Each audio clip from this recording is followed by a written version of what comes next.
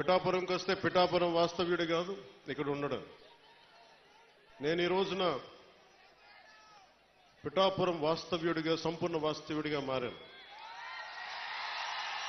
ఎలా ఇందాకే ఒక రిజిస్ట్రేషన్ పేపర్ సంతకం పెట్టి ఒక 3 ఎకరాలు కొని ఇప్పుడే సంతకాలు పెట్టి వచ్చాను, రిజిస్ట్రేషన్ చేసి వచ్చాను. ఆ మాట చెప్పడానికి లేట్ అయింది రావడానికి. నాకు ఒక్కటే, నేను మీకు అండగా ఉండే వ్యక్తిని.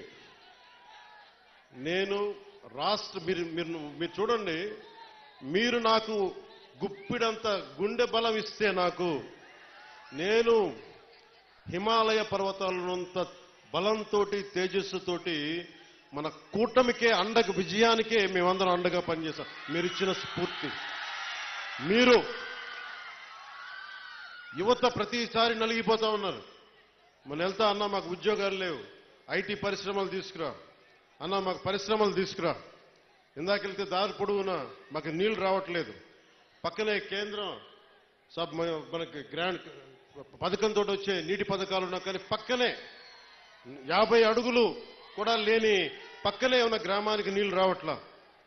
వీటి వెనక కావాల్సింది అధికార యంత్రాంగాన్ని కొంచెం ప్రేమగా మాట్లాడి, బాధ్యతగా మాట్లాడి, గౌరవంగా మాట్లాడే పనిచేసే నాయకత్వం కావాలి.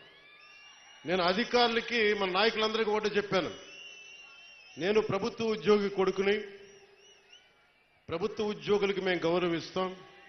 నాయకులందరికీ చెప్పాను, మీరు ఎమ్మెల్యేలుగా గెలిచి అధికార యంత్రాంగం మీద జులుం ప్రదర్శిస్తే మటుకు క్రమశిక్షణ చర్యలు ఉంటాయి. అధికారులకి చాలా చాలా గౌరవం ఇవ్వండి. ఒకవేళ తప్పేదైనా ఉంటే అది మాట్లాడే విధానం వేరే ఉంటుంది. కానీ మీరు గత ప్రభుత్వం నాయకుల్లాగా దౌర్జన్యపూరితంగా బెదిరిస్తే పార్టీ పరంగా క్రమశిక్షణ చర్యలు ఉంటాయని చాలా రివ్యూ మీటింగ్లో చాలాసార్లు చెప్పాను నేను. ఎందుకంటే నోరు మంచిదైతే ఊరు మంచిది అవుతుంటారు. నేను ఒక అధికారి దగ్గరికి వెళ్ళి మీకు నీటికి రావాలి అంటే చొక్కా పట్టుకునో బూతులు తిడితే ఎవరు మాట్లాడతారు? మాట్లాడాలి. వాళ్ళ కష్టం కూడా అర్థం చేసుకోవాలి, వారి కష్టాలను కూడా అర్థం చేసుకునే మాట్లాడాను. అందుకని నేను ప్రప్రథమంగా మీకు ఇచ్చిన హామీలు తాగునీరు, సాగునీరు, విద్య,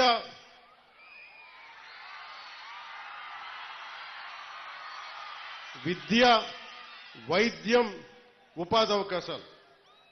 ముఖ్యంగా తాగునీరుకు సంబంధించి కేంద్ర జల్ జీవన్ మిషన్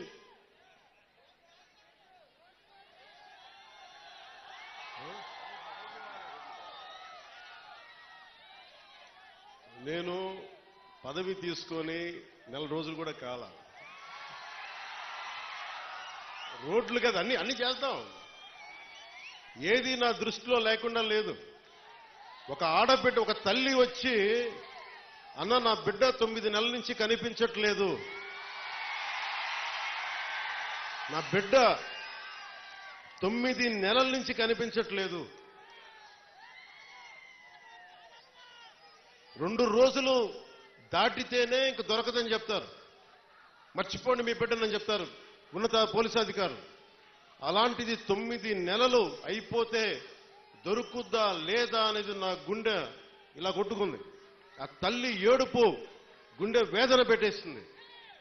వెంటనే దీనికి మన చైర్మన్ కేకే గారిని అడిగాను, మీరు వెళ్ళి వెంటనే తీసుకెళ్లి విజయవాడ మాచవరం సిఐ గారి దగ్గరికి వెళ్ళి మాట్లాడండి అంటే కమిషనర్ గారితో మాట్లాడాను.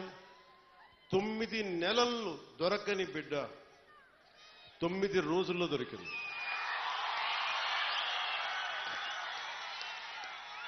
నేను ఈ 9 రోజులు నవరాత్రులాగా అయిపోయినాయి నాకు. ఆ బిడ్డ దొరుకుద్దా లేదా తల్లిని ఒకటే వేడుకున్నా.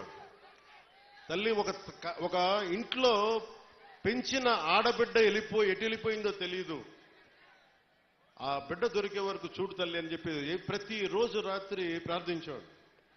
నా ప్రార్థనలు ఆంధ్రప్రదేశ్ పోలీస్ శాఖ సమర్థత, ధైర్య సాహసాలు, వారి అపార నైపుణ్యం కేరళలో చూశారు, బెంగళూరులో చూశారు. ఎక్కడ ఎక్కడ భీమవరం, ఎక్కడ విజయవాడ, ఎక్కడ జమ్మూ అండ్ కాశ్మీర్. ఆ బిడ్డ జమ్మూ అండ్ కాశ్మీర్లో దొరికింది. జమ్మూ అండ్ కాశ్మీర్ పోలీసు వెళ్ళి తీసుకొచ్చారు. ఇదే 30,000 మంది ఆడబిడ్డలు అదృశ్యం అయిపోతే ఒక్కరు మాట్లాడలే గత ప్రభుత్వం. మీరు ఎందుకు చెప్తున్నానంటే, మీరు పిఠాపురం పెద్దలు, యువత, సమస్త ప్రజానీకం, తల్లులు, ఆడపడుచులు ఒక్క వ్యక్తి వెంట మీరు నడిస్తే, మేమందరం కలిసి ఒక కూటమినే గెలిపిస్తే, మీరిచ్చిన బలం 9 నెలలు దొరకక, బిడ్డ దొరకక, ఆచూకీకి దొరకక, కడుపు ఉండలు జుట్టుకుపోయి పడుతున్న ఒక మాతృమూర్తికి మీరు ఆనందం కలిగించారు. మీరు ఇచ్చిన నిలబడినందుకు మీకు జోహార్లు, మీకు మీ అందరికీ ధన్యవాదాలు.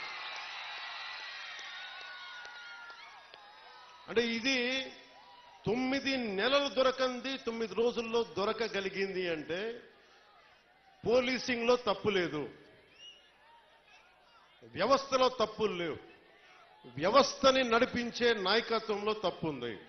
సరైన నాయకత్వం గనక రాష్ట్రాల్లో ఉంటే ఇలాంటి సమస్యలు చాలా తక్కువలో ఉంటాయి. నా దాకా మొన్న ఉన్నతాధికారితో మాట్లాడుతున్నా, మీ దాకా వచ్చి దాదాపు ఒక ఐజీ స్థాయి అధికారి చెప్తా ఉన్నారు, మీ దాకా వచ్చి సమస్య పరిష్కారం అయిందంటే కింద స్థాయిలో వ్యవస్థలు సరిగ్గా మీ అంత బలంగా పనిచేయట్లేదు, అది మేము కూడా సరిదిద్దుకోవాలని ఒక ఐజీ స్థాయి అధికారి చెప్తుంటే నాకు నిజంగా చాలా ఆనందం కలిగింది. ఆ మార్పు వచ్చింది. ఒక్కొక్క ఎమ్మెల్యేకి నాకు 70,000 నేను అనుకున్నాను, అందరూ అనుకున్నారు. పిఠాపురంలోనే పవన్ కళ్యాణ్ నెంబర్ 1 మెజారిటీ వస్తుందని అందరూ చెప్తా ఉంటే ఏమో అనుకున్నాను. నేను ఒకటే అనుకున్నాను, గెలిపిస్తే సంతోషం అనుకున్నా. సో మీరు 70,000 ఓటు పైచులకు ఇచ్చారు. నేను అడిగాను, సార్ ఇదే ఎవరో వచ్చారు నా దగ్గరికి, మీదే నెంబర్ 1 మెజారిటీ అవుతుందని అడుగుతా ఉంటే అడిగాను, మొన్న అన్నారు కదా ఇప్పుడేంటి పరిస్థితి అంటే, సారీ సార్ మీది కాదు, అటంతా వైజాగ్, ఉత్తరాంధ్ర ఏ మూలకెళ్ళినా 30,000 తక్కువ, 10,000 అసలు కనీసం 10,000 తక్కువ, ఎవరికి మెజారిటీలు తక్కువ లేవు. అది కనిష్టం. ఒక్కొక్కరికి 90,000, 98,000 ఏదో ఎంపీ ఎలక్షన్ లాగా వేశారు. అంటే ఎంత నిలబడ్డారు ఈ రాష్ట్ర ప్రజానికం, రాష్ట్ర యువత ఎంత విసిగిపోయారు గత ప్రభుత్వం మీద.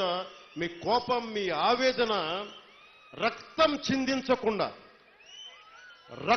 చిందించకుండా ప్రజాస్వామ్య విధానాల ద్వారా ఒక విప్లవాన్ని తీసుకొచ్చారు. ఒక అరాచక ప్రభుత్వాన్ని కింద కూలదోసి మీరు మట్టిలో కలిపేశారు.